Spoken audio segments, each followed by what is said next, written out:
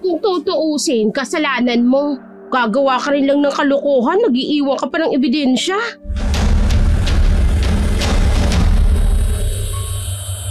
Hindi pwedeng magkatuluyan ng langit sa hampas lupa. Oo, naibabasura mo na ako. Tingnan lang natin ang mangyayari oras na malaman ng asawa mo ang lahat ng ginagawa mo.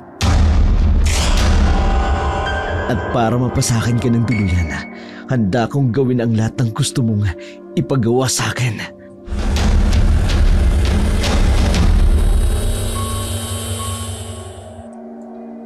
Mapagpalang araw po sa inyong lahat. Ang kwentong tampok natin sa araw na ito ay iikot sa buhay ng isang taong maraming itinatagong lihim. Tawagin na lang natin sa pangalang Inday. Tubong Cebu, naganap ang kanyang kwento. 30 taon na ang nakalilipas. Isang dalagang hindi pinalad na magkaroon ng marangyang buhay. Ulila na sa kanyang mga magulang. Binubuhay ang kanyang sarili sa pamamagitan ng sariling pagsisikap. Wala pa siyang trabaho ng mga oras na yun.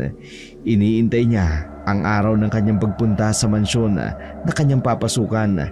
2 araw mula ngayon, kasalukuyan siyang nasa likod bahay ng kanyang inaarkilang kwarto. Katatapos palang magsampay ng kanyang mga nilalabhang damit nang bigla siyang binulabog ng isang malakas na pagkatok sa kanyang pintuan. Ay, unsa man ba? Kay nagulat man ako dun, oy. Inday! Lumabas ka dyan! Harapin mo akong babae ka! Inday! Ay, ano ba yan? Aga-agay nang bubulahaw sa kwarto. Ay, sandali! Ay, andyan na! Oh, anong problema nimo? Halika rito, babae ka! Ay, agoy! Ang buhok ko! Bitiwan mo! Ay, anong chismis mo sa asawa ko, ha? Alam mo bang dahil sa kakatihan ng tila mo, iniwan ako ng asawa ko? Chismis? Eh, dili kita ni chismis, day. Kung iwan ka man ng asawa nimo, dahil yun sa kagagawan mo. Sinungaling ka! Oh, Orogoy! Huwag mo naman hilahin ang buhok ko. Masakit ba? Mas masasaktan ka kung itatanggi mo kasalanan mo sa akin, babae ka! Ay, bitiwan mo ako! Pakialamera ka talaga, Inday! Hindi ako pakialamera. Aminin mo na kasing malandi ka rin. Hindi.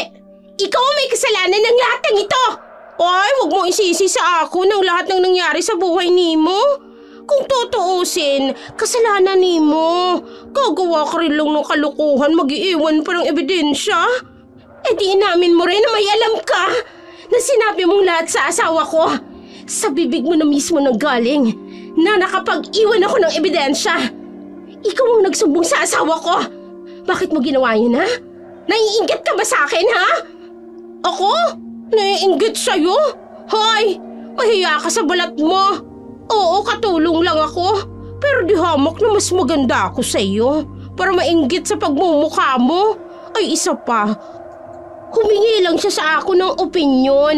Mismo asawa ni mong nakakita ng ebidensyang pinakatago-tago mo. Manahimik ka na.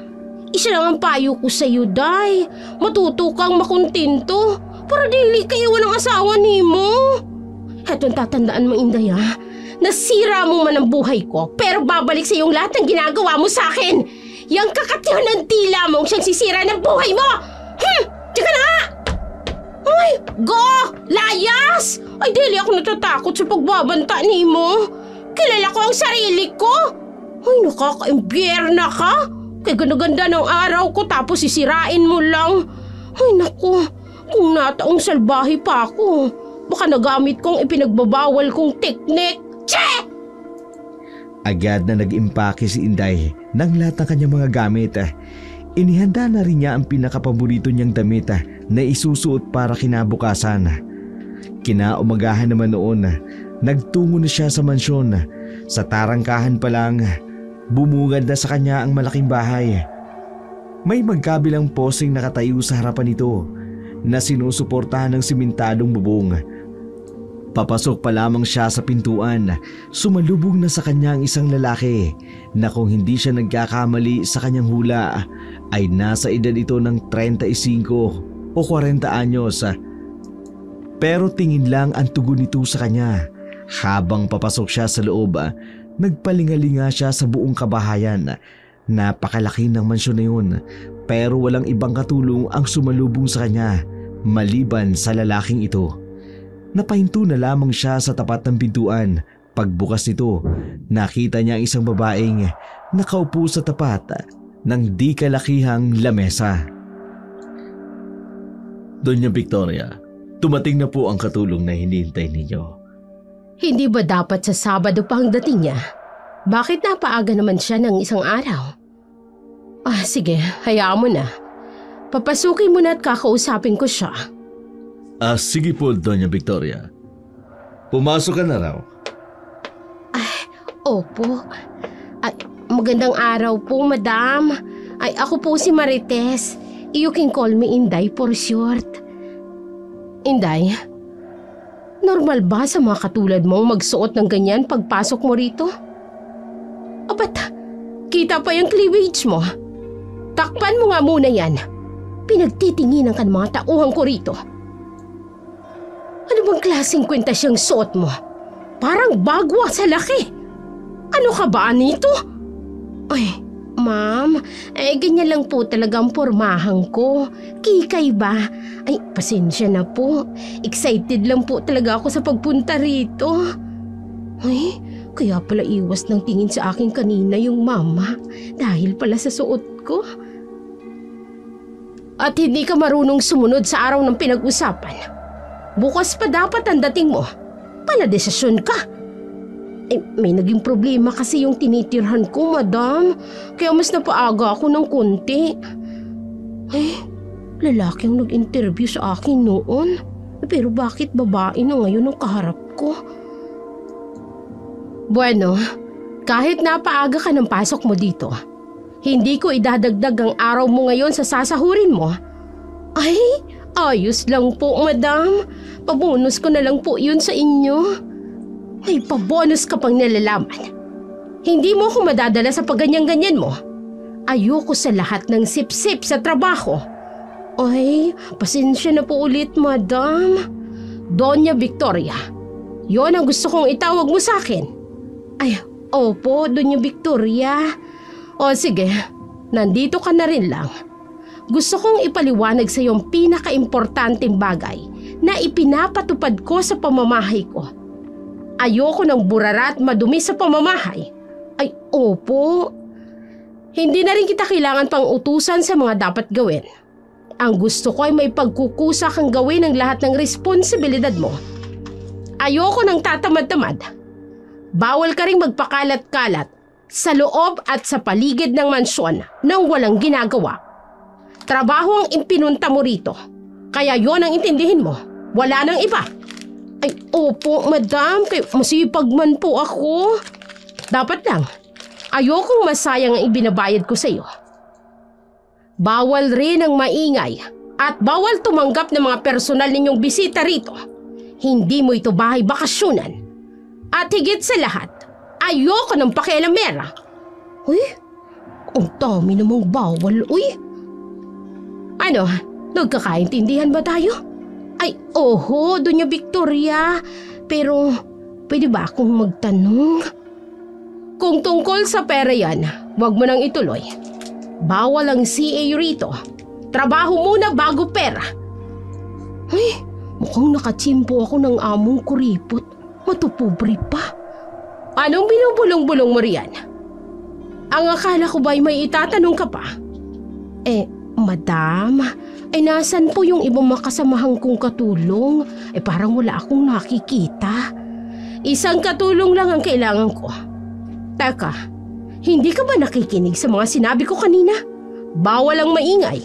Kaya ayokong may kasama kang iba. Bakit naman ho ako lang? Napakalaki ng bahay ninyo. Paano ko gagawin ang mag-isang lahat ng ito? Hindi ko na problema yan. Malaki naman ang sahod mo. Teka, ano bang pakialam mo? Pamamahay ko ito. Kaya gagawin ko ang lahat ng gusto ko. Wala kang karapatang magreklamo. Hindi naman po ako nagreklamo. Nagtatanong lang naman po ako, madam. Sapat naman na siguro ang lahat ng mga sinabi ko. Lumabas ka na ng opisina ko. Ipapahatid na kita sa silid mo para makapagsimula ka na ng trabaho mo. Opo, Doña Victoria. Renato! Ikaw nang bahala kay Inday. Sinamahan siyang muli ng lalaking yun papunta sa kanyang silid. Tulad ng una, iwas pa rin ito ng tingin na para bang mailap ito na makipag-usap sa kanya. Pinigilan niya ang sariling usisain ang lalaki sa mga bagay na gusto niyang malaman. Naalala niya kasi ang mga sinabi ng kanyang bagong amo. Pagpasok niya sa kanyang silid, iniwanan siya nito ng walang pasabi. Nakapagbihis naman siya at nagtungo sa kusina. Inabutan niya ang hugasing hindi pa na isasalansan sa paminggalan.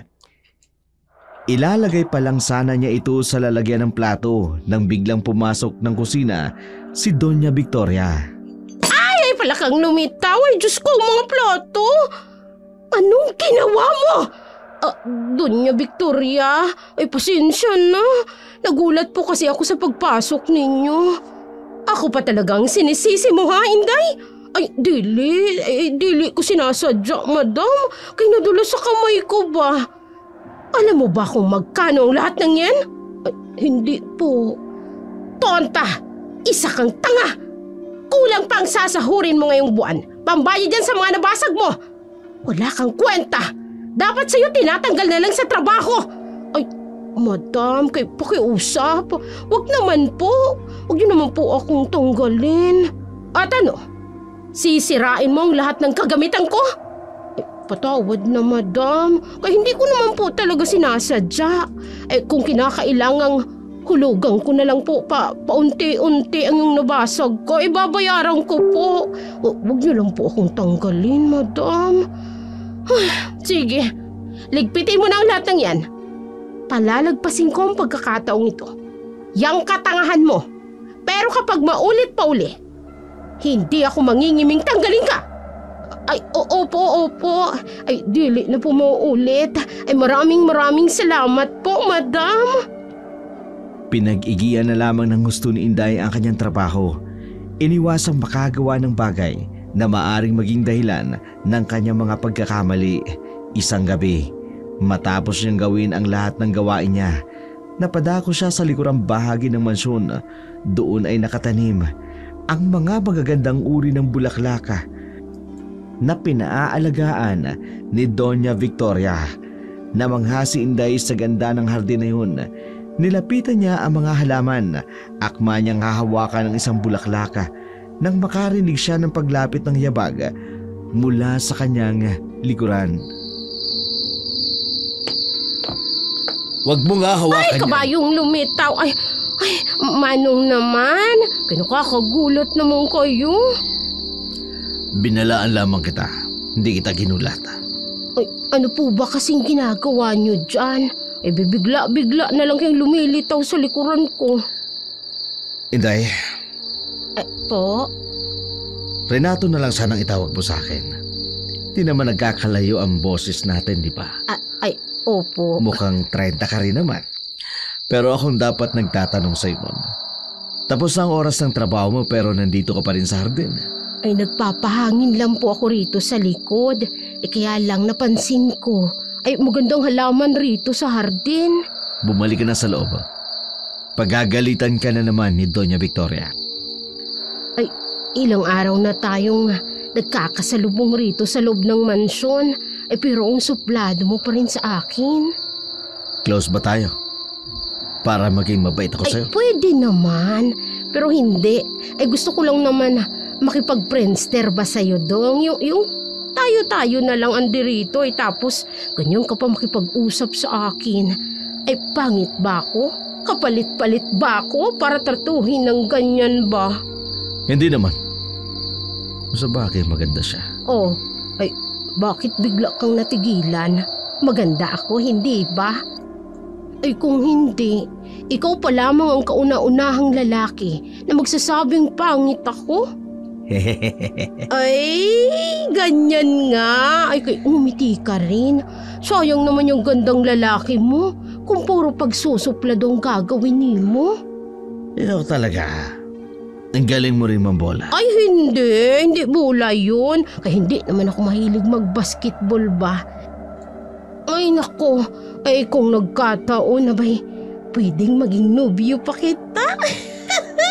Ay, joke lang. Tumigil ka na dyan. May makarinig sa'yong iba eh. Yari tayo kay Doña Victoria. Ay, mayayari? Ay, advance ka naman masyado mag-isip. Nagkukwentuhan lang naman tayo.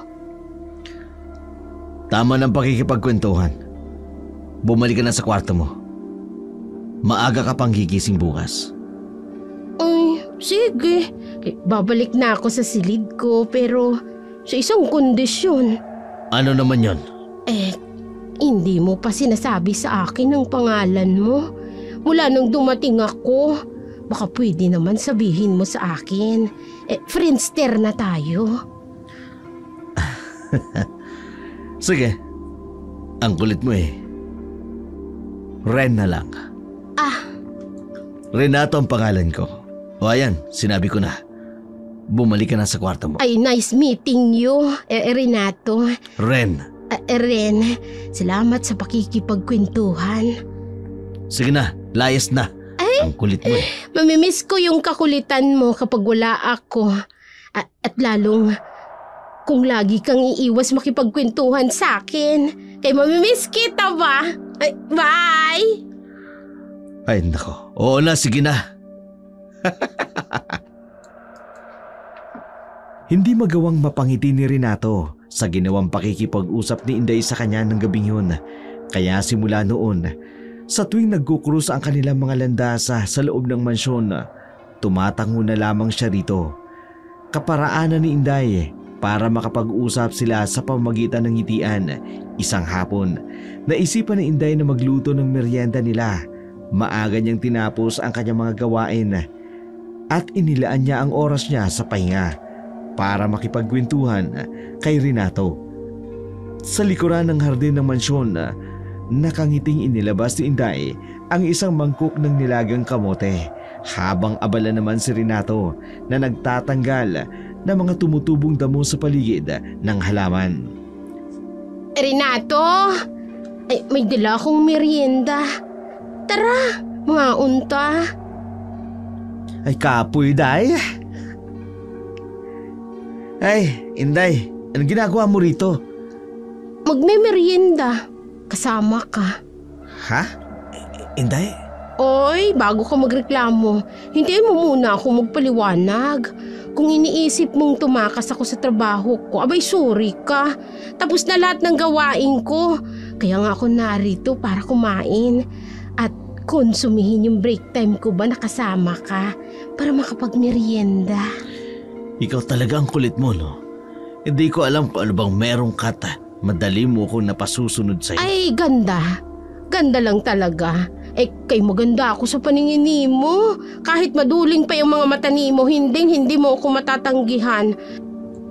Kay iwanan mo na yung halaman dyan at kumain na. Mauna ka na kumain. Mamaya na ako.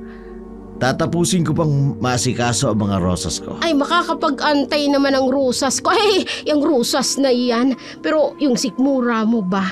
Ay, bahala ka dyan. Basta ako kakain. Kay gutom na ako. Hinay-hinay sa rosas, este sa pagkain. Huwag kang umastang patay gutom. Ay, kagandang patay gutom ko naman, Renato. Ano? Kay totoo, mahilig ka sa rosas ba? Bakit may naririnig akong nagtatawanan? At sa hardin ko pa talaga? Paalis na sana si Doña Victoria nang maagaw ang kanyang pansin. Nang ingay mula sa likod ng bahagi ng kanyang mansyon, napahinto ito at tahimik na pinagmasdan ang dalawa. Dito na nainis si Doña Victoria. Hindi pa man nagtatagal ang babaeng ito sa mansyon. Nagawa na nitong makipaglambutsingan sa iba. Pupuntahan pa sana niya ang dalawa pero napigilan siya nang marinig nitong tumunog ang relos nitong may alarm. Nangangahulugan lang na kinakailangan niya nang umalis para mapuntahan ang isang importanteng business meeting.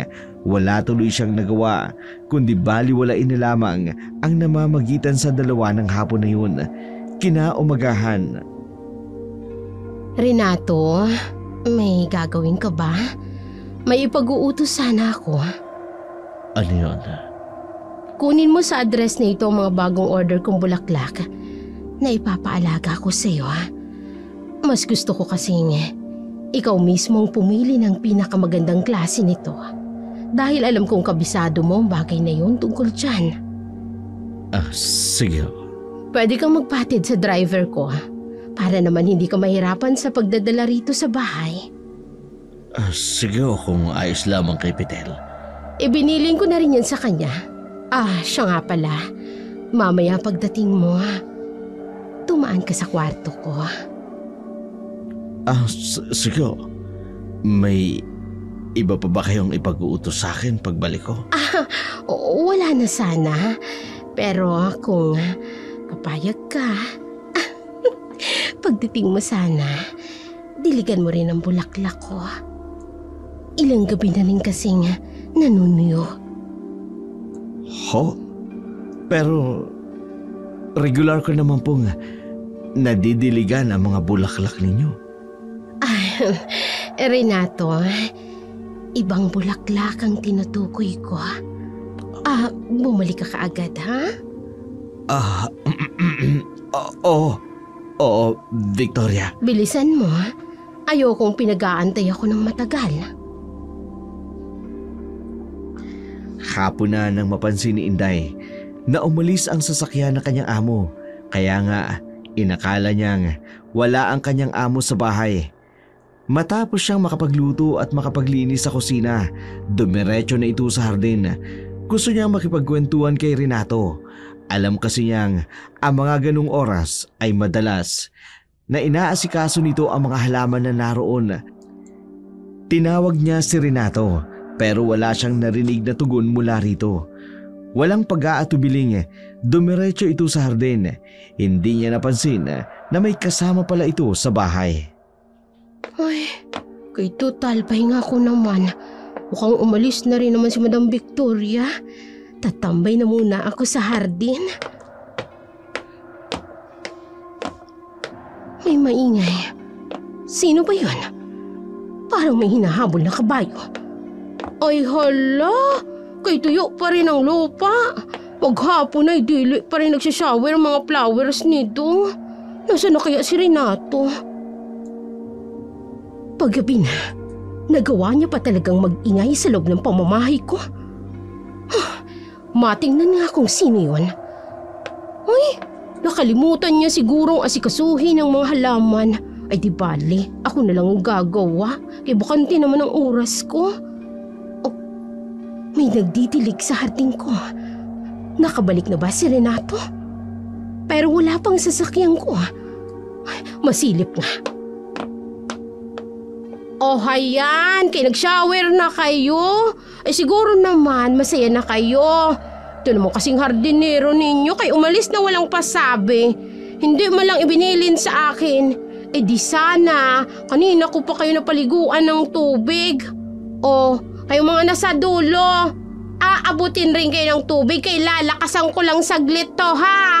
Oh, magantay-antay lang at aabutin din.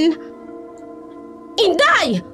Ay, may madamdaming matandang lumitaw sa bangay. Naku, lagot na. Kaya nabasak ko na po kayo. Kay pasensya na. Ay, sandali po, madam. Kay papatayin ko lang po yung gripo. Sinong matandang tinutukoy mo? At sino rin ang may sabi sa iyong pakialaman mo ang mga halaman ko? Ay, Madam Doña Victoria. Kay, bakit po kayo naririto? Ako pa talagang tinanong mo ng ganyan? Ikaw, anong ginagawa mo rito? Bakit ka nakikialam sa hindi mo naman trabaho? Ay, madam, hindi naman ako nangingialam. Nagmamalasakit lang ako. Paggabi na hindi pa nagsishower yung mga flowers ba? Wala akong pakialam sa pagmamalasakit mo. Dahil sa ginagawa mo, lalo mo lang pinapainit ang ulo ko! Donya Victoria, ay umihingi po ako ng tawad. Kaya nabasa patuloy kayo. Ay, huwag niyo po sanang idamay si Renato sa nagawa ko. Tingnan mo ang ginawa mo. Binasa mo pa ang paborito kong sombrero. Ay, magagabi na kasi kay bakit nakasombrero? Ay, pasensya na po. Ay, patutuyuin ko na lang po, senyora. Ay, Madam Victoria. Lubayan mo ko. Hindi ba't sinabi ko sa inyo na ayoko sa pakialamera? Bakit bang tigas ng ulo mo? Hindi ko naman po talaga intensyong makialam. Kaya nag-aalala lang po talaga ako sa mga halaman, Doña Victoria. Nag-aalala? O nakikipaglambutsingan sa hardinero ko? Ay, dili po, ma'am. Kay Prinster lang kami ni Dong. May Prinster ka pang nalalaman. Pwes, itigil mo ang pakikipagkaibigan mo sa hardinero ko. Kahapon ko pa nalaman ang pagpunta-punta mo rito. At hindi ako natutuwa sa pakikipagmabutihan mo kay Renato. Gusto mo bang tanggalin ko siya? Huwag naman po, kay wala naman po siyang kasalanan para madamay sa nagawa ko. Pues gawin mo ang sinasabi ko. Nanggigigil talaga ako sa ugali mo. Kung hindi ko lang talaga kailangan ng katulong sa pamamahay ko, una pa lang pinalayas na kita. Ay, opo, kaya hindi na po mauulit. Ay, babalik na po ako sa pwesto ko, Doña Victoria. Hindi na po ako pupunta sa harding ito. Hala, layas! Entremetida! Ay, kala ko wala si Madam. Abay, umiiwas na nga akong mag-cruise ang landas namin kay nakita niya pala akong kasama si Renato. Ay, nakakainis naman. Pati pakikipag-usap sa katrabaho ko, bawal rin. Ano ba ako rito? Kay robot lang? Bawal makihalubilo sa ibang tao? Nagkulong na lamang si Inday sa kanyang silid matapos ang insidente yun kay Doña Victoria. Pagdating ni Renato sa mansyon, agad nitong dinala sa hardin ang mga halamang nabili niya. Napansin niyang nagkalat ang hose nung una. Nagtaka ito kung bakit naabutan niyang hindi nakaayos ang kanyang mga gamit. Pero nang napansin niyang basa ang paligid, dito niya nakumpirmang diniligan pala ang halaman habang wala siya. Dumiretso na siya sa opisina ni Doña Victoria at kitang-kita sa mukha nito ang pagkairita. Tumayo ito at sinalubong siya sa kanyang pagpasok.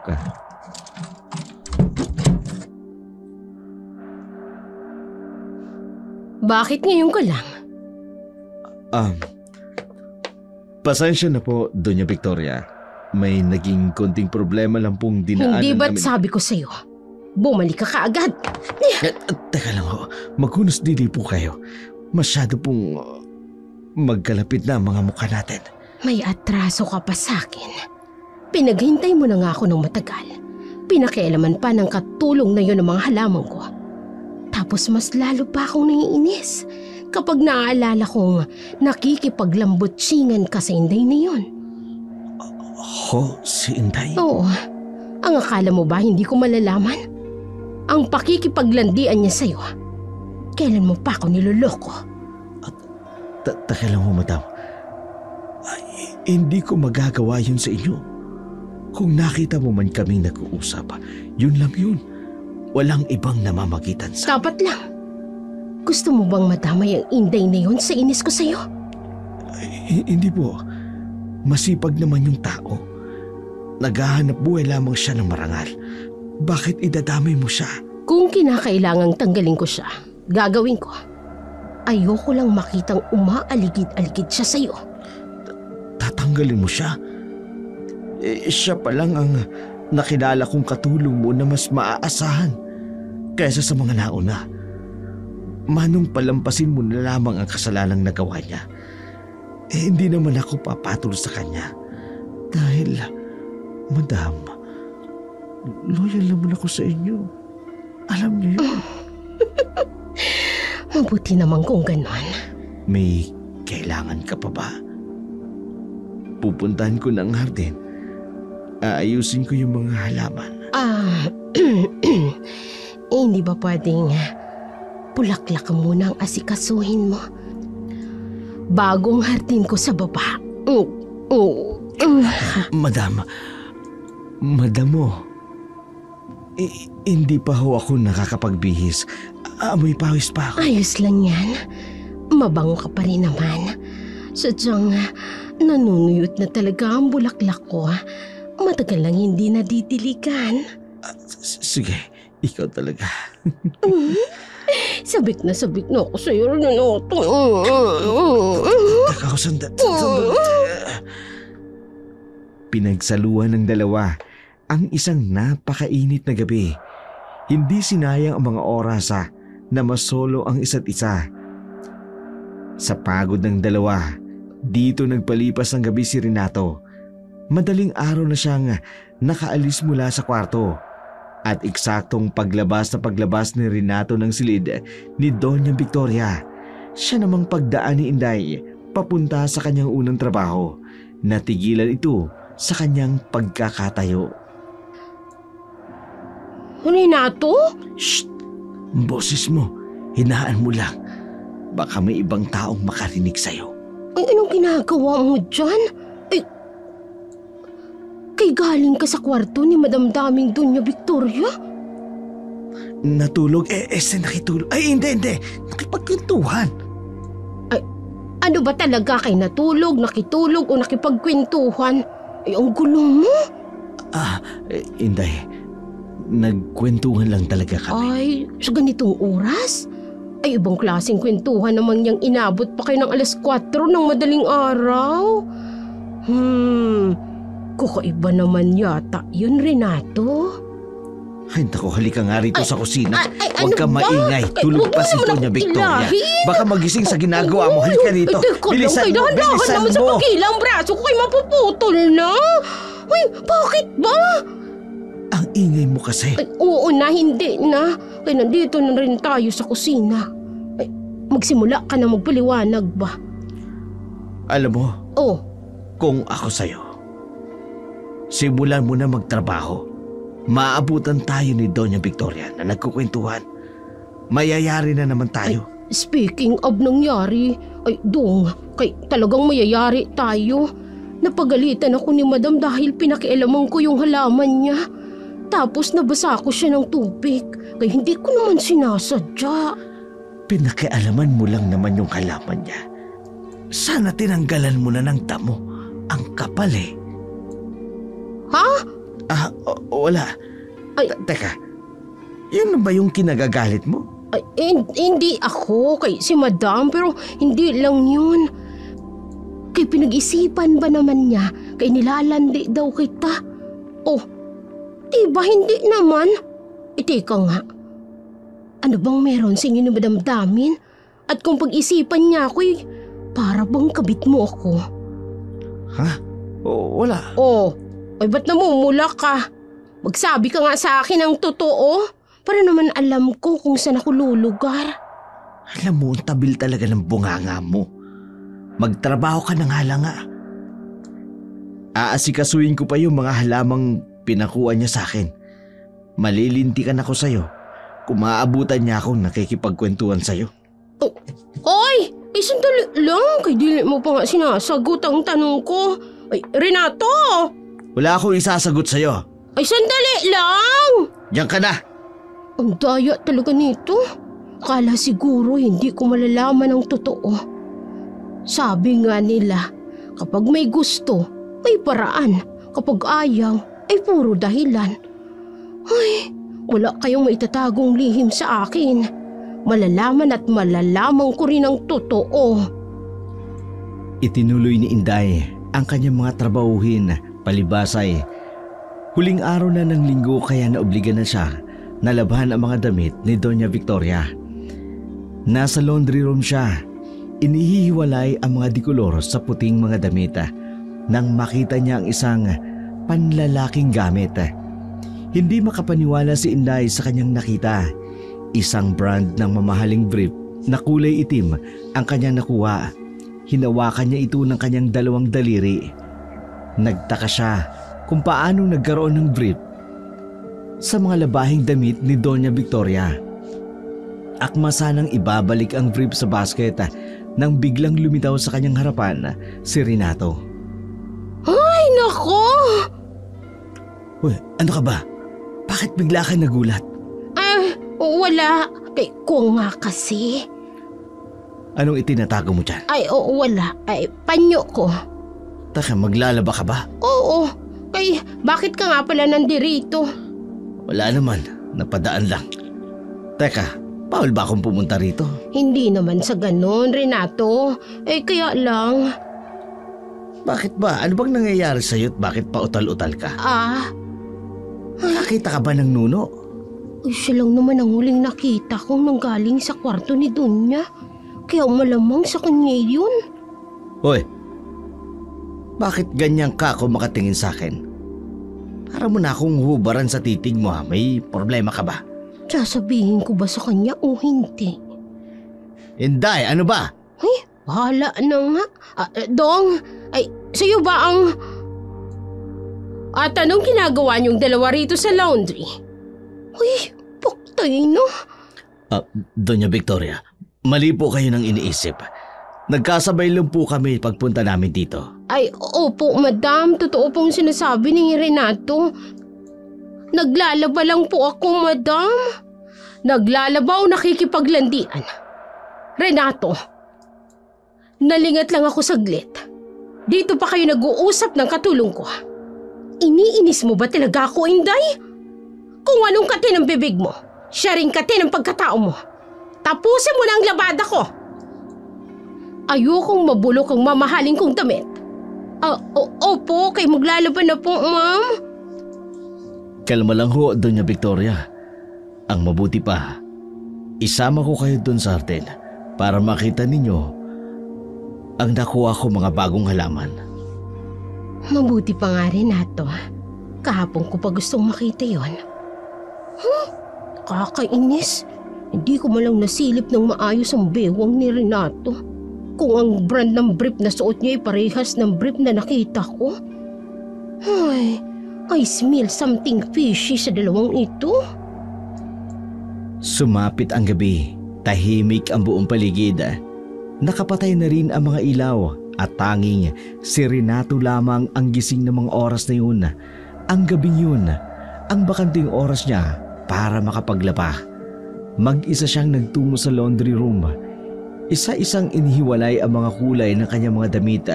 Natigilan si Renato. Pakiramdam kasi niya, may dalawang paris na mga mata ang nagmamatsyag sa lahat ng kanyang ginagawa. Binaliwala na lamang niya ang pakiramdam na yun. Hindi kasi siya naniniwala sa kahit anumang kababalaghan. Pero dumaloy ang kilabot sa kanyang katawan nang may maaninag siyang anino sa di kalayuan. Huminto siya saglit. Hinihintay ang susunod na pagkilos ng aninong kanyang nararamdaman.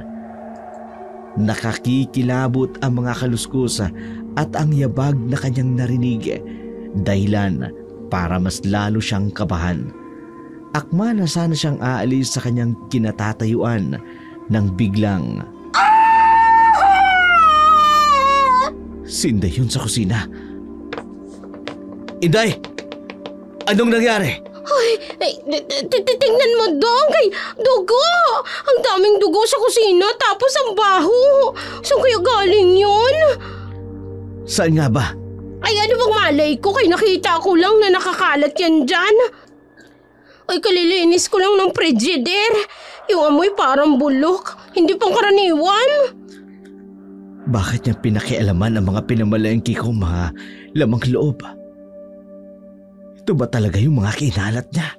Ay, ikaw ang namili ng mga yan? Ay, bakit di mo inayos ang pagkakalagay sa freezer? Inayos ko yan. Ang problema may nangialam. Diba ang sabi mo naglinis ka? So ibig sabihin, nakita mong maayos ang pagkakalagay ng mga pinamili ko. Oo na, sabi mo eh. Ay naku, mapupuyat na naman ako nito. Ay, may kakaiba talaga akong nararamdaman sa bahay na ito. Ay. Bigla kong nakalimutan ang naramdaman kong kilabot kanina dahil sa sigaw ni Inday. Yun kaya ang may kakagawan ng lahat ng kalat na ito. Pero bakit? Tatigilan ka na riyan, Renato. Ay naku, sa sobrang kaba ko. Ngayon ko lang napansin. Ay nakahubad ka pala ng pang-itaas. Ay mag-t-shirt ka nga. Ang turi ni Barbel ay napakatayog dong. Sandali. Nakalimutan ko sa laundry room ang t-shirt ko. Ikaw kasi, bigla ka na lamang tumili. Linisin mo na yan. Baka mapagalitan ka naman ni Doña Victoria kapag naabutan niya ang bukas. Mauna na ako. Maglalaba pa ako eh. Ay, may Diyos ba ako? Oo na, kay lilinisin na. Ang matandang yun talaga. Kung hindi ko lang alam ang totoong edad, abay mapagkakamalan ko pang jowa ni Madam. Ang ganda ng katawan. Ay teka, ang tatak ng brief na suot niya, hindi ko pa rin nakita. Ay sayang, di bali. Pupuntahan ko naman siya sa laundry room. Ay baka doon ko na makumpirma kung kanino talaga yung brief na yun na nakuha ko. Matapos niyang linisin ang lahat ng kalat sa kusina, pinuntahan niya kaagad si Renato at eksaktong naabutan niyang nagsasampay na ito ng kanyang mga nalabang gamit. Kitang-kita niya ang bagong sampay nitong brief. Hindi nakatiis si Inday. Nakumprontahin ang lalaki.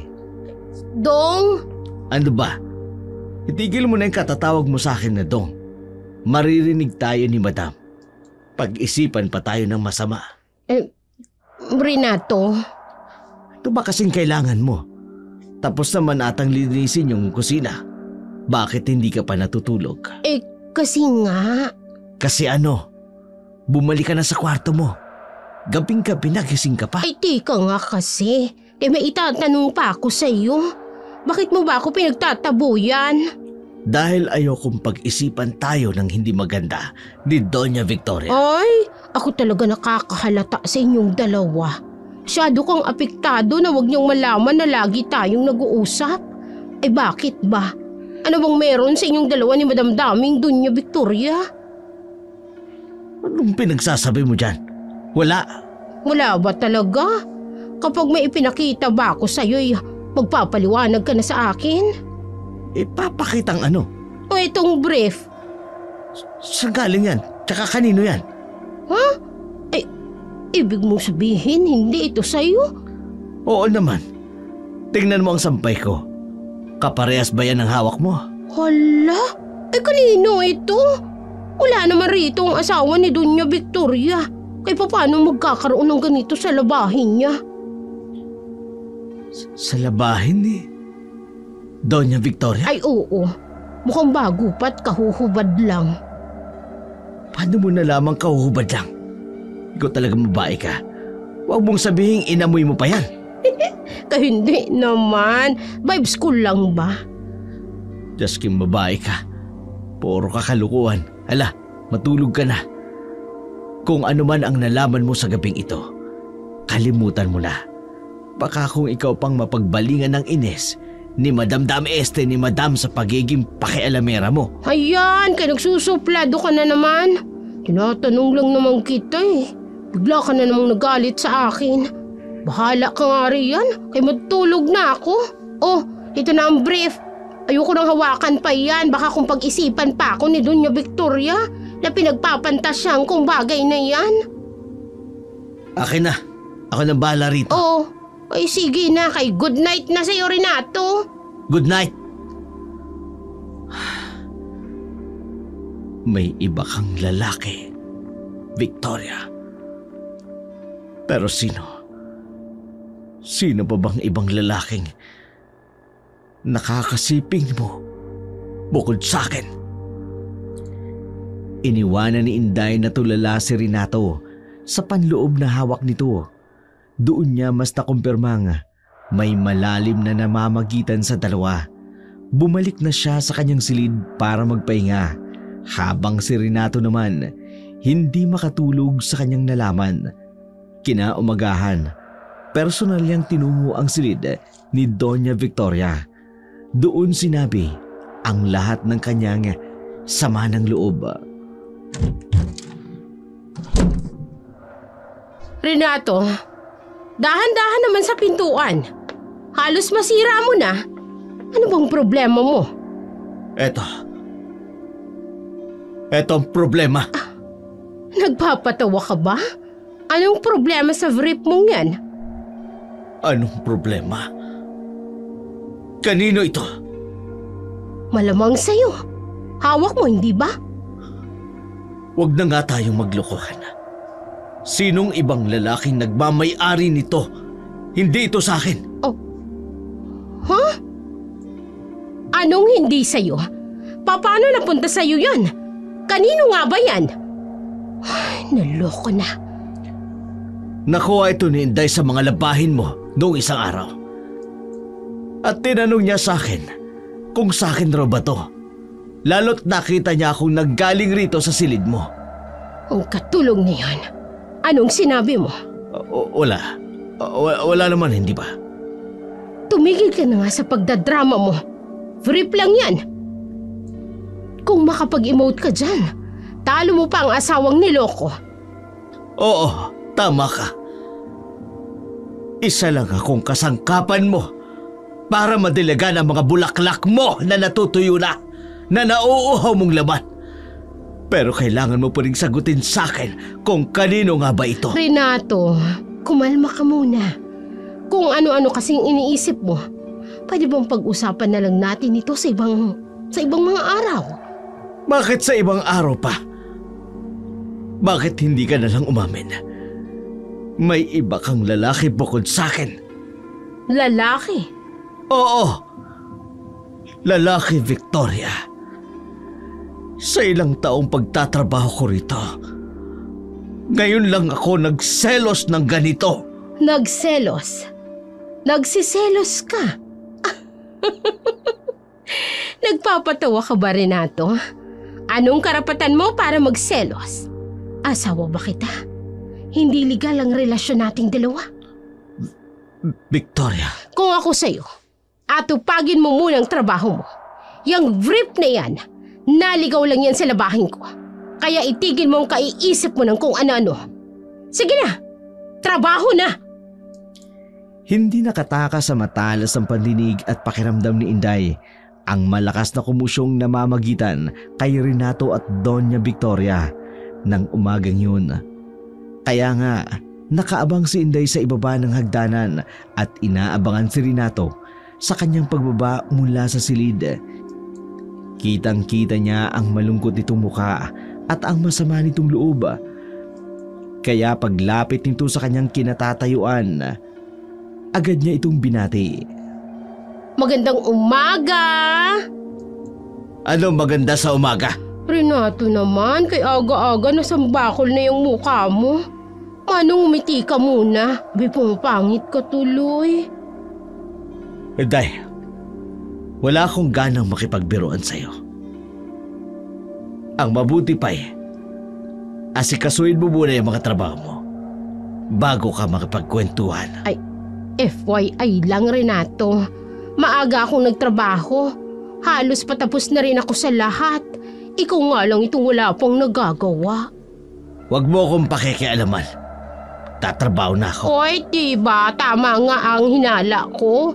Merong ngang namamagitan sa inyong dalawa ni Doña Victoria. Ay tatanggi pa. Nahuli naman na rin kita. Oo na. Inaamin ko na. Kami ni Doña Victoria. Ano? Masaya ka na ba sa nalaman mo? Masaya kay nakangiti ba ako? Hindi naman na. Nag-aalala lang naman ako sa iyo. Kasi ikaw rin ang kawawa. May asawang tao si Doña madamdamin. Pero nagawa mo pa rin pumatol sa kanya. Paano mo nagawa yun? Pumatong na? Ano ba? Wala naman talaga akong balak na makipagmabutihan sa kanya. Hindi ko lang talaga mapigilan na mahulog ang loob ko sa kanya. Napakalaga na sa akin ng pabigyang ito. Lalong-lalo na kay Don Jeronimo. Kaya nga, Renato, bago ka magmaktol dyan, kumalma ka muna. Kung gusto mong tutulungan kitang malaman kung sinong ibang lalaki ni Madam, pero hindi para maligtas ang namamagitan sa inyo, kundi para maitamang ginagawa ni Doña Victoria. Ngayon lang ako sasang-ayon sa mga sinabi mo. Pumapayag ako. Handa kong tanggapin ang lahat. Malaman ko lamang ang totoo. Minatyagang maigi ni Inday ang bawat kilos ni Doña Victoria. Nung una, hindi siya makatsyempo sa kahit anong kakaibang ikinikilos nito. Pero isang linggong makalipas, mula nang inobserbahan niya ang lahat ng galaw ng kanyang amo. Ito ang kauna-unahang pagkakataon na natagalan si Madam na bumaba sa kanyang sasakyan. Paglabas nito ng pintuan, napansin niya ang magulo nitong buhok at kasuotan. Isa-isang isinara ang mga botones ng kanyang blusa at pilit na ibinalik ang pagkakaayos ng kanyang buhok.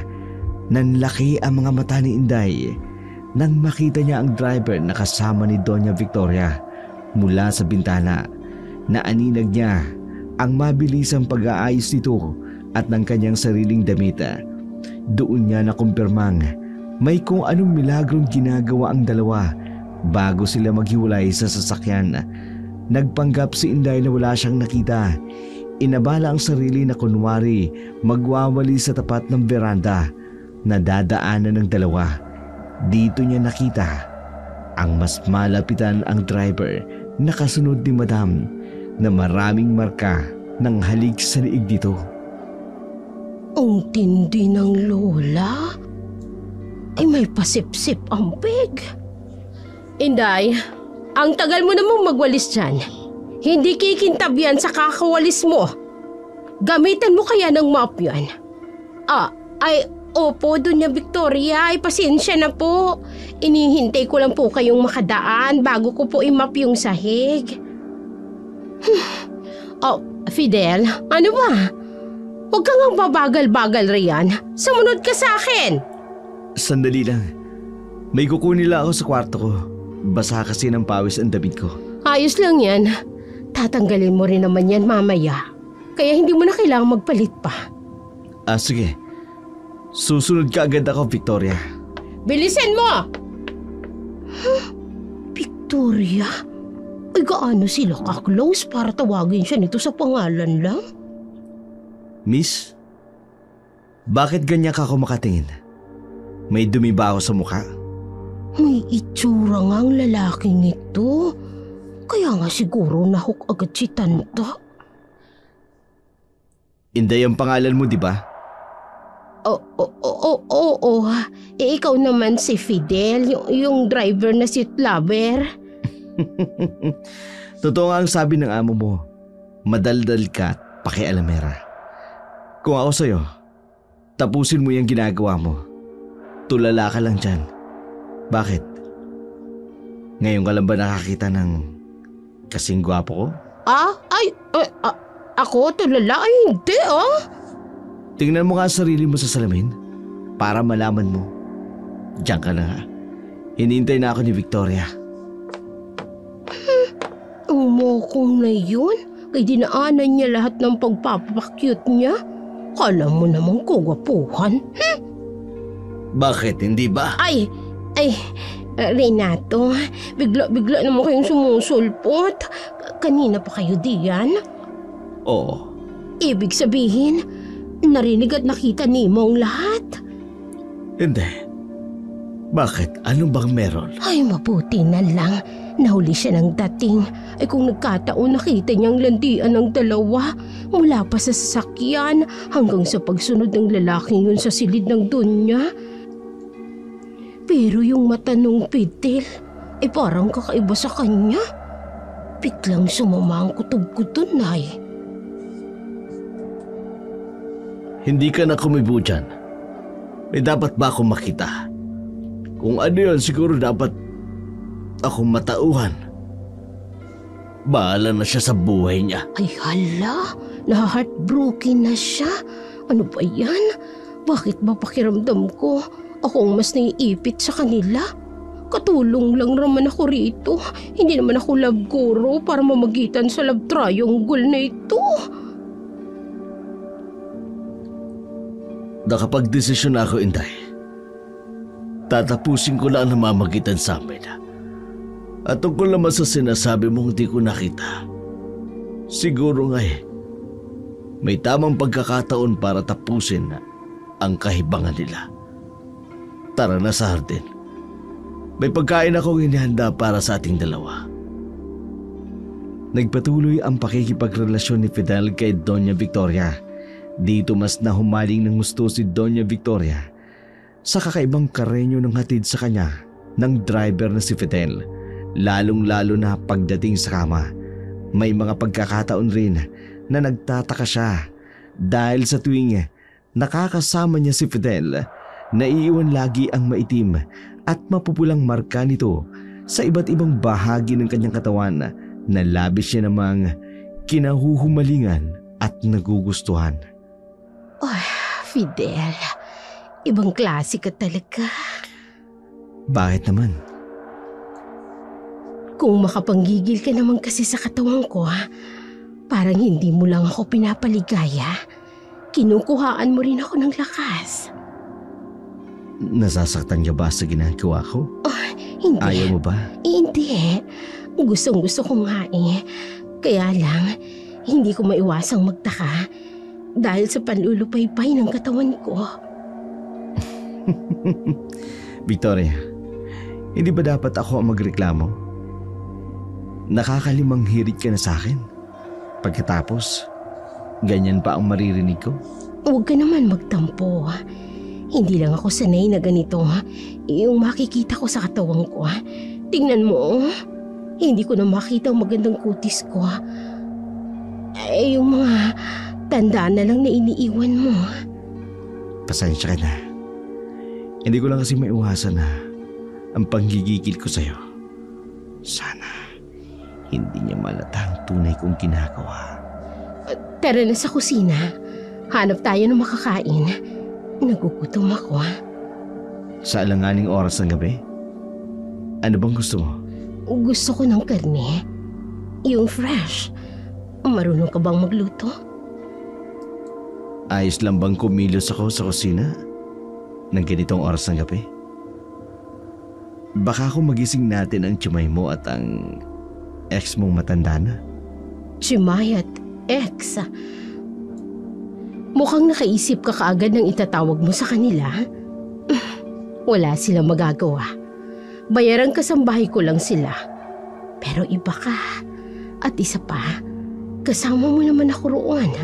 Kaya wala kang dapat na ipag-alala. Sige, magbibis lang ako. Kanina pa ako walang damit eh. Ikaw rin, ayusin mong sarili mo. Huwag na. Ayos na ito ha. Magroba ka na lang. Matatagalan pa tayo niyan eh. At isa pa, gusto kong makita kang half naked na magluluto sa kusina. Baka makaisang round pa tayo ron. Pilya ka talaga, Victoria. Alam mo, kung lagi kang ganyan, lalo kitang paliligayain. At para mapasakin ka ng tuluyan, handa kong gawin lahat ng gusto mong ipagawa sa akin. O sige, saka na natin pag-usapan ng bagay na yan. Sa ngayon, mag-enjoy na muna tayo. Napagsaluang muli nila ang gabing kainit. Kahit pa sa kusina, hindi nila napansin si Renato na tahimik na nagmamatsyag sa kanilang mga ginagawa. Kinuna ng kamera at nakuna ng litrato ang paglalampungan ng dalawa. Walang kamali-mali ang dalawa sa ebidensyang hawak nito sa kanilang kalandian. Kapag nagising ang lahat, palihim at matamis ang palitan ng isa't isa. Pero dahil sa matibay na ebidensyang hawak niya, doon niya nakumpirma ang lahat, kaya mas lalong nakaramdam ng sama ng loob si Renato. Hindi na nito napigilan ang sarili. Biglang sinugod si Victoria sa opisina nito at kinumpronta. Anong ginagawa mo rito sa kwarto ko, Renato? Nagbibihis ako. Hindi ka na ba marunong kumatok at irespeto ang amo mo? Hindi naman kita pinapatawag, pero nandirito ka. Ang dami niyang marka sa katawan. Hindi na niya maitatangki ang namamagitan sa kanila. Talagang pinaninindigan mo na ang pakikipagrelasyon mo sa driver mo, Victoria. O ano ngayon sa'yo? Bakit apektado ka? Maawa ka naman sa asawa mo. O mas tamang sabihin, mahiya ka sa sarili mo. Ikaw kung ano-anong lumalabas sa bibig mo. Kaya ka siguro nagkakaganyan dahil nagsiselos ka sa aming dalawa. Renato, wake up! Walang tayo. Gumising ka sa katotohanan. Wala kang karapatang magselos. Kaya itigil mo yung kadramahan mo. Hindi pwedeng magkatuluyan ang langit at ang hampas lupa. Oo. Isa lamang akong hampas lupa. Kaya nga tama na. Napagtanto kong nagpakatanga ako sa iyo ng matagal. Napakinabangan mo ng gusto ang katawang kong ito. At ngayon, malaya na ako sa nakasasakal mong pagnanasa. O ba't sinasabi mo bang naging pahirap ako sa'yo? Nag-enjoy ka rin naman. At kahit ano pang sabihin mo, nakinabang ka rin naman sa akin sa pera ko at sa panandali ang aliw ng iyong laman. Kaya quits lang tayo. Sige na, umalis ka na. Hindi ka kawalan sa akin. Mas gwapo at makisig na lalaki pa ang nakakasiping ko ngayon. Higit pa sa'yo. Pweh! Oo. Naibasura mo na ako. Tingnan lang natin ang mangyayari. Oras na malaman ng asawa mo ang lahat ng ginagawa mo. Anong sinabi mo? Oh. Huh. Sino yun? Sasakyan. Kilala ko ang busena na yon. Nagulantang ang lahat sa pagdating ng isang sasakyan sa tapat ng mansyon. Malakas ang pagbusina nito sa tarangkahan. Agad na bumaba si Renato. Binuksan ang gate. Si Fidel bigla ring napasugod palabas. Si Inday naman iniwan ang nilulutong almusal at maging si Doña Victoria napasugod sa pagbaba mula sa kanyang silid para lang masigurado kung sino ang sakay ng sasakyan. Pagbukas pa lamang ng pintuan, bumungad na ang binti ng sopistikadong lalaki na nakasuot ng makintab na mga sapatos, itim na tukseto at tinernohan niya ng mamahaling sombrero at branded nitong shade. Nang makababa na ito mula sa sasakyan, kunyari masayang sinalubong nito si Doña Victoria. Hindi maaari. Nakabalik na pala si Don Jeronimo. Hindi ko na magagawa ang lahat ng plano ko. Paano ngayon ito? Victoria! Miss me? Oh, Jerry. My love. Nakabalik ka na pala. Bakit hindi ka man lang nagpasabi? Sana na ipasundo kita kay Fidel. Bakit pa? May sarili naman akong driver. Nakalimutan mo na ba? Gusto lang kitang masurpresa. Well, nasurpresa nga ako sa pagdating mo. Pero mukhang ako ang masusurpresa sa pagbabalik ko. Hindi kaya, Victoria? Oh. Huh? Oh, Renato, kumusta rito sa mansyon? Don Jeronimo, well-organized po at tahimik ang lahat. As expected ko of you, Renato. Alam mo naman kung kanino ako nagtitiwala. Lahat ng nandito sa mansyon. Teka lang, kulang tayo. Nasaan si Fidel? Baka nasa kwarto pa niya o di kaya nililinisan ang aking sasakyan. At ang hardmaid na nakuha ko, nasaan? Inday! Bakit naririyan ka pa sa poste? Halika rito! Lumapit ka sa akin. Opo. Maligayang pagdating, Don Jeronimo. Mukhang nasanay ka kaagad sa mga gawaing bahay rito sa mansyon. Nahihiya ang katawan mo. Well, I think everything here is fine. Magpapahinga lamang ako saglit at mamaya, i-check ko ang bawat sulok ng bahay ko. Pati na rin ang mga negosyo ko. Kilala niya ang katulong. Kailan pa? Inday, dalal mo ko ng gata sa kwarto ko. Doon ko iinumin bago ako matulog. Opo! Ay, masama ang tingin sa akin ni Doña Victoria. Sigurado akong pag-iinitan niya na naman ako ulit. Ay, Diyos ko, gabayan niyo po ako. Ginagawa ko lang naman ang trabaho ko. Ayokong madamay sa gulo ng pamilyang ito. Hindi na mapanatag ang loob ni Fidel sa biglang pagbabalik ni Don Jeronimo, maging si Doña Victoria, na alarma sa mga nangyari. Sa bilis ng mga pangyayari, parang hindi niya alam kung ano ang dapat niyang gawin, lalo pa sa mga pagkakataong ito. Malalaman ng kanyang asawa ang lahat ng kanyang mga kalokohan.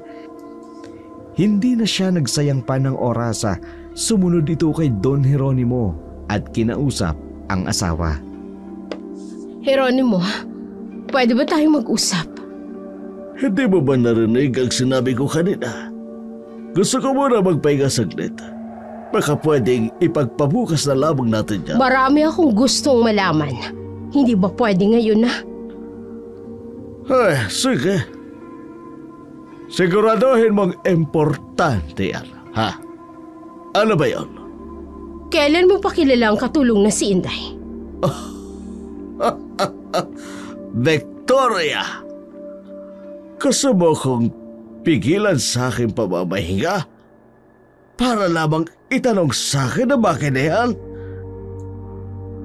You're again being unreasonable.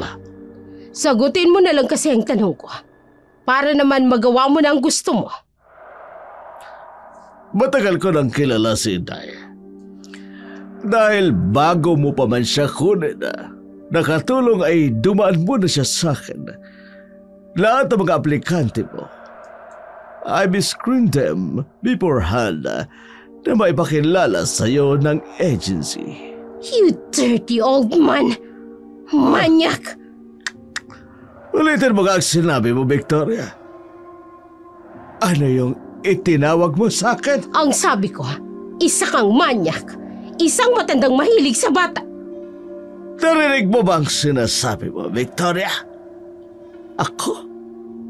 Ako ba talaga ang nagawa mong tawaging manyak?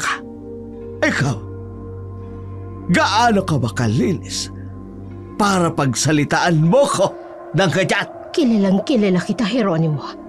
Kaya huwag mong sabihin hindi mo alam ang dahilan ng pagkakaganito ko sa'yo. Victoria! Pagod ako. Gusto ko ng konting peace of mind kahit saglit lang. Papagpahingain mo muna ako. Kung gusto mo ng away, mamaya na. Kung gusto mong matulog, patulugin mo muna ako. Pakiusap ko sa'yo. Basta't binabalaan kita. Kung ano man ang masamang balitang masasagap mo, huwag mo agad paniniwalaan.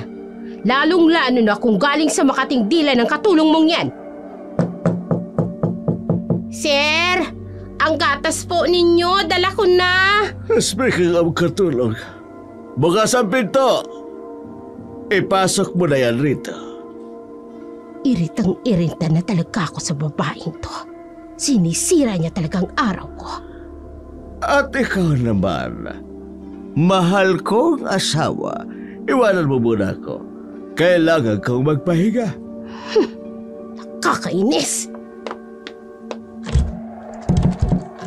Heto na pong inumin ninyo, Don Jeronimo. Ilapit mo sa akin. Oh, Victoria, lalabas ka na, di ba? Pakisara lang pinto pagkalabas mo. Oo na, puwiset. At pinaiwan niyo ba talaga ang Inday na yun sa kwarto niya? Ano ba talagang meron sa kanilang dalawa? Puwiset. Buwiset talaga! Itay, hilutin mo ang likod ko. Lalong nainis si Doña Victoria sa mga kakaibang ikinikilos ng kanyang asawa. Para bang sinasadya nitong asarin siya sa pagpapaiwan nito kay Inday sa kwarto nito. Lalo tuloy siyang nabahala oras na malaman ni Don Jeronimo ang lahat ng kanyang mga naging kalokohan. Siguradong magtatapos ang maliligayang araw niya. Agad na nagtungo si Victoria sa likod na bahagi ng mansyon. Pinuntahan si Fidel, parang batang nagmamaktol na naglalakad.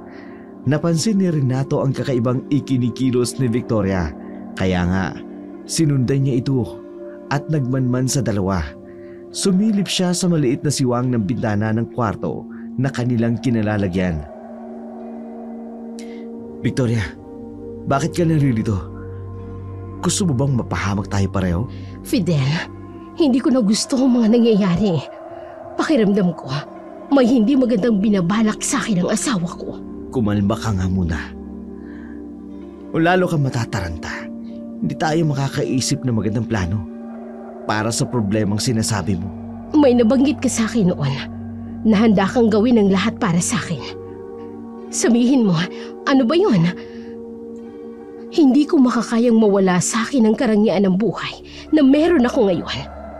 Gawin mo ang lahat para mawala sa landas ko ang lahat ng hahadlang sa kaligayahan ko. Kahit pa ang asawa ko o ang mga walang kwentang katulong rito sa pamamahay ko. Sigurado ka, Victoria? Wala kang pagsisisihan? Sigurado na ako at desididong-desidido. Kung yun lang ang natatanging paraan para maangking ko ang lahat ng nararapat bilang isang Mrs. Jeronimo Peñaflor, papayag ako sa kung ano man ang gagawin mo. Kung ganun.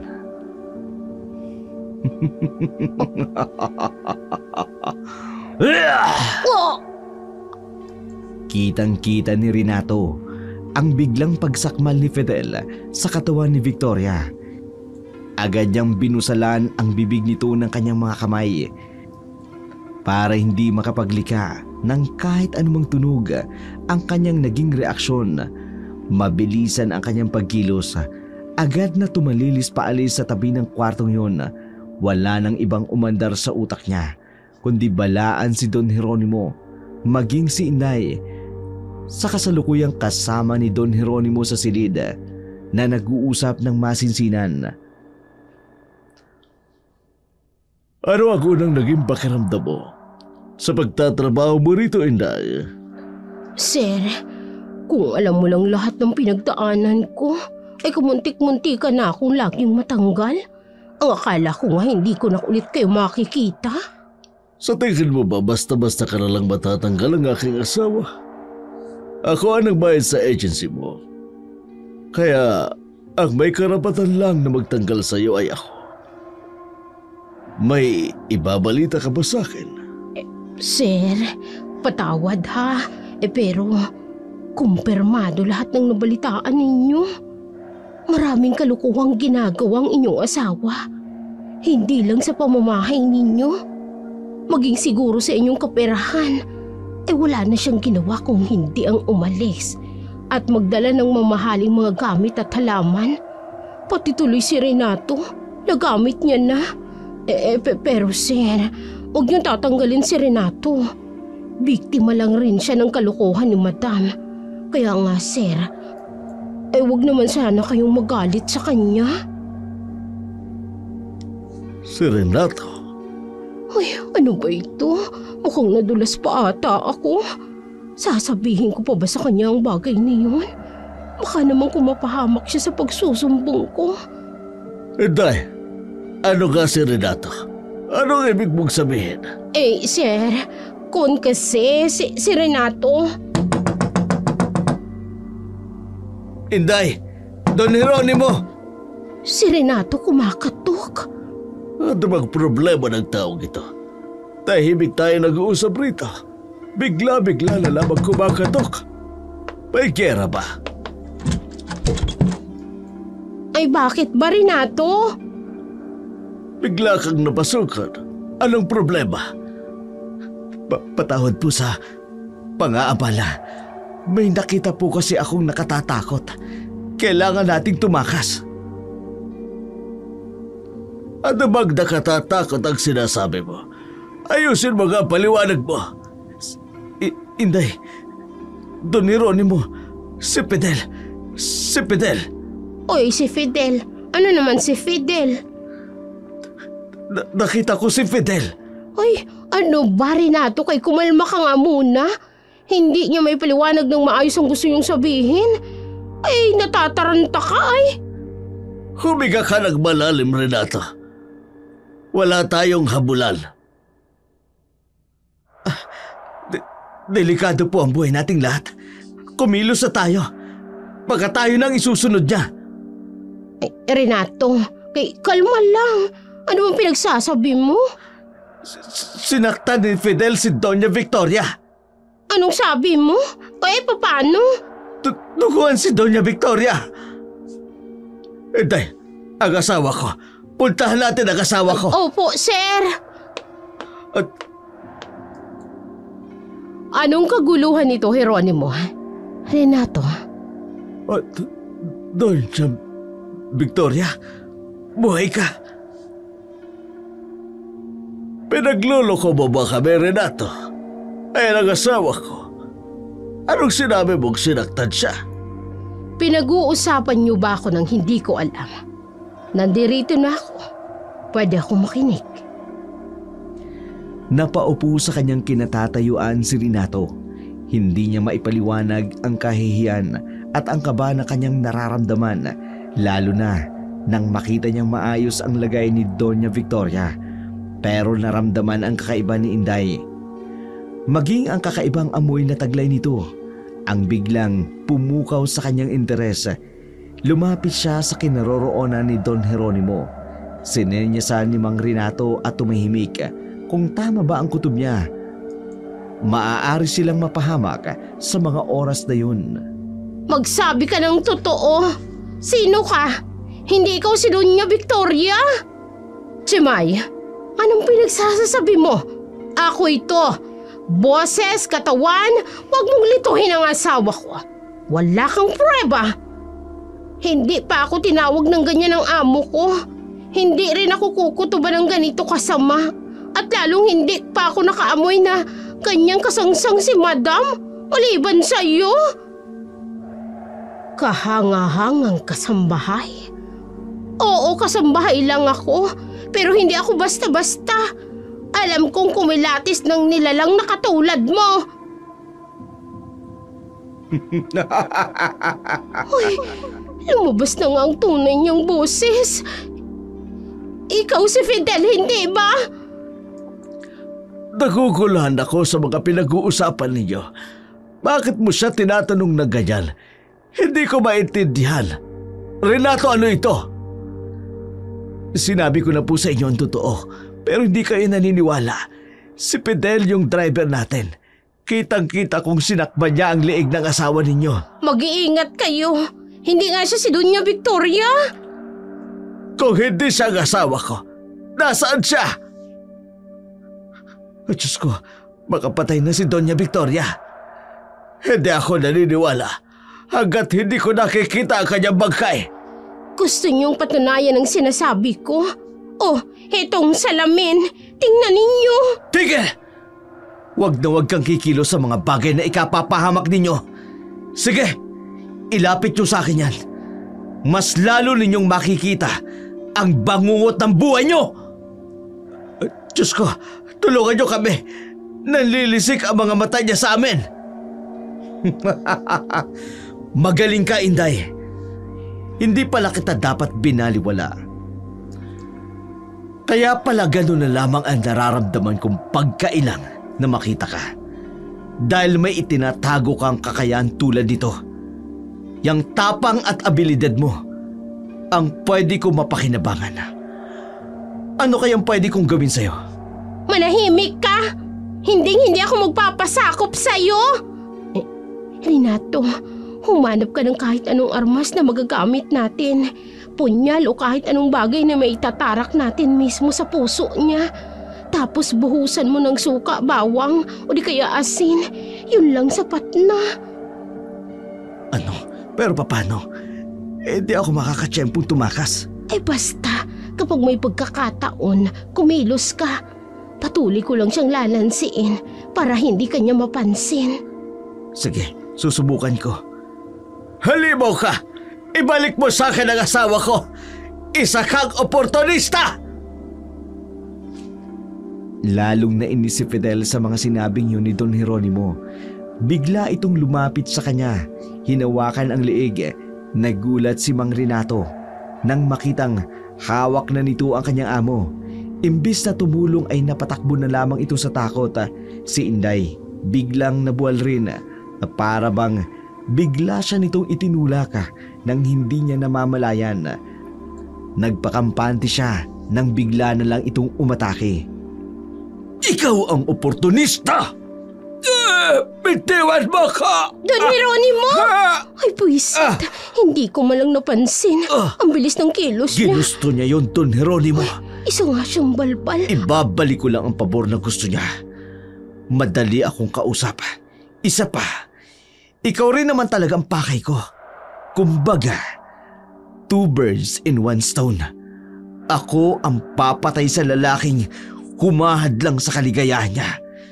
Ang maipagiganti ko rin sa wakas ang ginawa mo sa kapatid ko! Ay, bitiwan mo siya! Anong... likod ko? Kapatid? Sino kapatid? Don Jeronimo, anong sinasabi niya? Paano kung nasangkot rito? Hindi ko kilala si Fidel. Wala akong kaugnayan sa lalaking ito. Hindi ko alam ang sinasabi niya. Wala kang alam?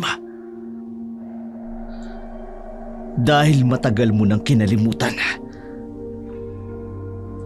Tulad ka rin ng asawa mo mahilig sa mga bata. At nataon na bata pa ang kapatid ko nang nakilala mo, si Teresita. Ang dalagang napili mong pagsamantalan sa lugar namin sa Bisaya. Hindi ako.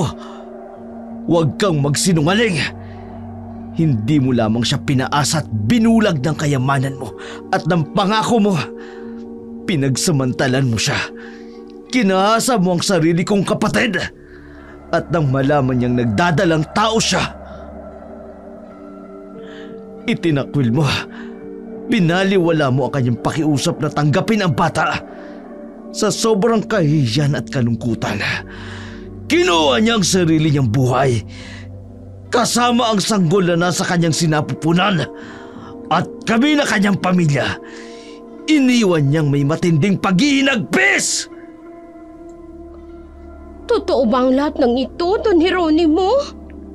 Matagal na yan. Nagbago na ako ngayon. Nagbago? Kaya pala mahilig ka rin sa mga Bisayang katulong. At ngayon, pati si Inday, balak mong isama sa mga listahan ng magiging biktima mo. Wala kang awa, Don Jeronimo. Dahil sa ginawa mo, nawasak ang pamilya ko. Nawala ang kapatid ko, maging ang pamangkin ko. At ngayon, makakatikim ka sa akin ng parehong sakit. Oo, inaamig ko ang naging kasalanan ko noon. Pero matagal ko nang gustong ihingi ng tawad yon kay Teresita. Walang araw na hindi ako nalalanging magkita kaming muli at magkausap. Pero dahil sa bigla akong pagpapakasal kay Victoria, hindi na ako muling nakabalik pa sa inyong lugar. Patawarin mo ko, Fidel, at sa lahat ng nagawa ko sa inyo.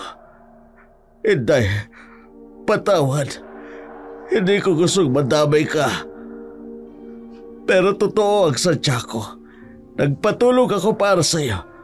Para malaman ko ang lahat ng kalokohan ng asawa ko. Yun lang yun. Sinungaling! Tama na! Wala na rin katuturan ng galit mo. Napatay mo na ang asawa niya. Kulang pa ba ang buhay niya para sa paghihiganti mo? Kulang pa. Dahil matapos lang ito, kung mismong buhay ng lalaking ito ang makukuha ko, at mamamatay sa kamao ko! Ay, wag! Ay, Diyos ko, tulungan niyo po kami! Ikaw ang dapat mamatay! Ay, kailangan ko siyang ilayo. Ay, Don Jeronimo! Tanggapin mo! Sinong sumaksak sa akin? Ay, Renato! Ayos lang po ba kayo? Nasaktan po ba kayo? Hindi. Ayos ka lang ba? Munti ka na kita magip. Hindi ko malang napansin ang pagkilos ni Renato. Ang puso ko ang talagang pinunteriya niya. Sinunod ko lang ang sinabi ni Inday. Gusto pa naming mabuhay, kaya kailangang unahan ka namin. Fidel, tapos na ang lahat. Wala ka na rin magagawa pa. Ayos lang. Nakabawi na rin naman ako ng isa sa mahalagang tao sa buhay ni Don Jeronimo. Kaya mamatay man ako, naipag-iganti ko ng kapatid ko. Ang-asawa kong Manyakes. Ang-asawa kong Makate. Wala lang asawa ko. Patawad. Nalaman niyo na ang lahat ng nagawa niyang kasalanan. Huli na rin ang lahat. Siya na mismong nagkanulo sa sarili niyang kamatayan, Don Jeronimo. Patawarin niyo po ako, Don Jeronimo. Maging ako man din, naging kasangkapan ng iyong asawa habang wala kayo. Pinagsisisihan ko po ang lahat ng ginawa ko. Ayusin at linisin mo lang natin ang gulong itinulot sa atin ng Fidel na ito. Kasabay na rin ang paglimot sa lahat ng nakatatakot na pangyayaring ito sa pamamahay ko. Opo, Don Jeronimo. At gagawin ko ang lahat ng paraan para wag tayong madiin sa lahat sa isyong ito. Ayokong masira ang reputasyon ng lahat ng negosyo ko. Gumamit si Don Jeronimo ng kanyang kayamanan para mapagtakpan ang masamang nangyari sa kanyang tahanan. Hindi niya na ninais pang maungkat ng ibang tao ang tunay na dahilan ng pagkamatay ng kanyang asawa. Pinalabas na lamang nila na pinasok ang kanilang tahanan ng isang inside job robbery. At itinuro nilang sospek ang driver nitong si Fidel na bigla na lamang nawala matapos nitong patayin si Doña Victoria. Maging sila Renato at Inday tumayong testigo sa krimen para lang hindi nagaanong ungkatin pa ng mga pulis ang mga naiwang ebidensya sa kanilang kabahayan. Lumipas pa ang ilang buwan, isang desisyon ang ginawa ni Don Jeronimo para tuluyang makalimot sa nakaraan sa kanyang namayapang asawa. Renato, ilang araw mo lang ngayon, kailangan mo nang iligpit ang iilan sa mga mahalagang gamit ko rito sa bahay. Bakit po? Naibenta ko ng mansyon. Agad-agad, Don Jeronimo. Pero paano po ang ilan sa mga ari-arian ninyo ni Madam? Isinama ko ng ebidenta buong bahay. Sayang naman ho ng latang ito. Hindi nyo man lang ba naisip ang lahat ng mga alaalang naiwan sa tahanang ito? Sa tingin mo ba worth it pa na i-cherish ang lahat ng yun, Renato? Mas maraming masasamang alaala akong naiisip rito kesa sa masasayang alaala naming dalawa. Patawad po. Alam ko po na parte ng masamang alaalang yun. Hindi. Nadamay ka lamang sa bagay na yun. Kung tutuusin, si Victoria rin lang ang may kagagawa ng lahat. Paano nga po pala si Inday? Ang dalagang yun, napakalaki ng pasasalamat ko sa kanya. Iniligtas siya ang buhay nating dalawa. Tama po kayo. Marami po siyang nagawa sa inyo, pati na sa akin. Hindi ko lubos akalain na may kakaibang misyon yun. Para iatang niya ang buhay para lamang sa inyo. Talagang isinekreto ko ang bagay na yun.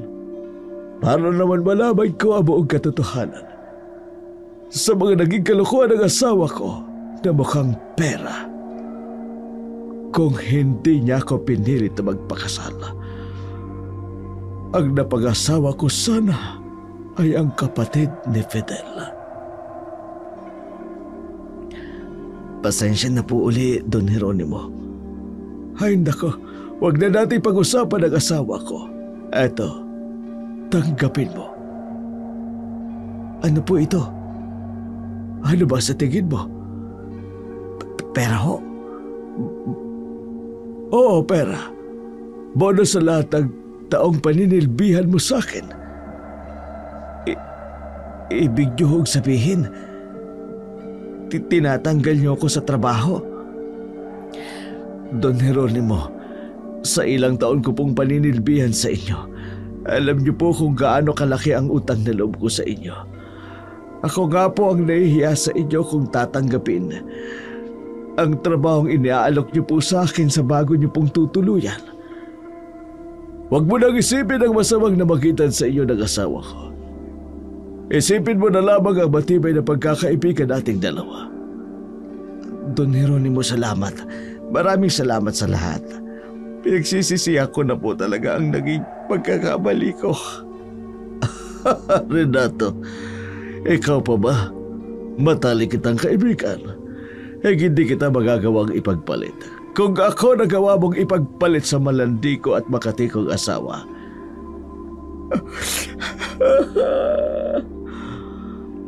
Sinday, tawagin mo na siya.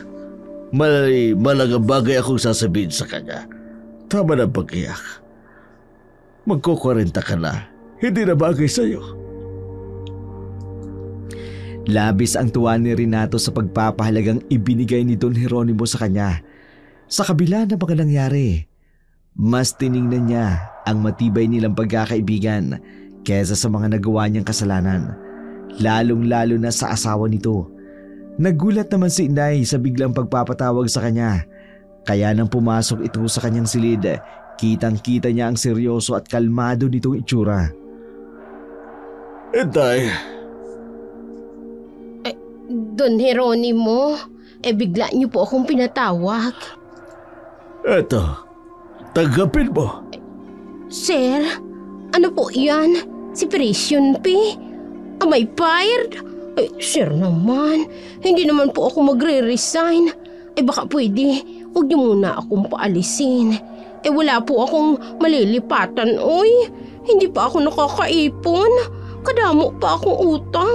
At saka sir, patsyon ako nung babaeng nakaaway ko kapag bumalik ako ron. Pwede bang maghinay-hinay ka lang muna? Wala pa nga akong sinasabi kung para saan yan. Kung ano-ano paliwanag kang sinasabi mo sa akin. Kasi naman dong, pera agad ang bungad nimo. Akala ko fire na ako. Malas lamang yan sa lahat ng bagay na ginawa mo sa akin. At manadagdagan pa yan kung sasagot ka sa tanong ko. Ano yun, sir? Naibenta ko na itong mansyon at bala kong permanenteng manirahan doon sa rest house ko. Gusto ko sanang sumama ka sa akin para maging personal kong assistant. Agoy, dong Don Jeronimo. Ay, oo. Payag na payag ako. Grasya na itatanggihan ko pa. Kayo ni Renato ang isa sa mga mapagkakatiwalaan kong mga tauhan. At para mas maging ganap ang pagiging personal assistant ko, pag-aaraling kita, tuturuan kita sa iba't ibang pamamalakad ng negosyo. Wala akong anak na pamamanahan. Kaya kayong dalawa na lamang ni Renato ang napisil kong pamahalaan ng lahat ng pagmamay-ari ko. Ay, naku sir. Higit pa po sa bonus ang ibinigay nimo sa akon. Abay, dili ko tatanggihan yan. Magkakaroon ng direksyon ng buhay ko, sir. hindi na ako basta tatawaging kasambahay lamang. Tama ka, Inday. Hindi ka basta kasambahay lang. Mga kaibigan ko kayo at kasangka ngayon sa aking buhay. Sir, maraming salamat po talaga. Pagpalain kayo ng ganap na kalakasan. At isa pa, Inday. Sir? Dalaga ka, diba? Ay opo, bakit sir? Balo ako. Oh? Sa lahat ng naranasan ni Don Jeronimo, masasabi niyang hindi kayamanan nasusukat ang kaligayahan ng isang tao. Minsan, ang payapa at kakontentuhan sa buhay ang siyang magbibigay ng kapanatagan at kaligayahan sa buhay ng isang tao. Mabuti na lang, may mga taong nakapaligid sa kanya na mapagkakatiwalaan niya para mas lalong maging maayos. At maipagkatiwala niya rito ang mga bagay na pagmamay-ari niya. At sa pamamagitan naman ng pagiging makating dila ni Inday, nagkaroon ng linaw ang lahat ng kanyang mga alinlangan. Hinusgahan man siya ng ibang tao at nabigyan ng linaw naman ang lahat ng kanyang mga problema. Laking pasasalamat niya dahil may matatawag na siyang tapat na tauhan. Gayon din ang dila, isang maliit na bahagi ng katawan, ngunit napakalaki ng nagagawa. Isang maliit na apoy na nakapagpapaliyab ng buong kagubatan. Ang dila ay tulad ng apoy, isang daigdig ng kasamaan. Magsilbing araw nawa sana sa lahat ang ating kwento. Mas makabubuting maging maingat sa paggamit ng mga pananalita dahil ang mga salita o ekspresyon sa Tagalog na mayroong positibo at negatibong aspeto depende sa paggamit o di kaya naman maaari nitong baguhin ang pananaw sa sasabihin o di kaya sa mga kinaharap nating sitwasyon. Gamitin sa tama ang lahat ng abilidad na meron ka. Huwag gamitin sa mali pagkat aanihin ng tao ang mga bagay na kanyang nagawa sa kapwa o mismong sa iyong sarili. Makatiman ang dila ni Inday pero nagamit din sa pagsisiwalat ng katotohanan. Maraming salamat po sa inyong lahat na aming mga masugid na taga-subaybay. Ang buong pwersa po ng Oragon Creator at ng Dark Shadow 101 ay buong pusong nagpapasalamat sa aming 100,000 subscribers. Kami po ay buong pusong nagpapasalamat sa inyo sa inyong walang sawang pagtangkilik at pagsubaybay.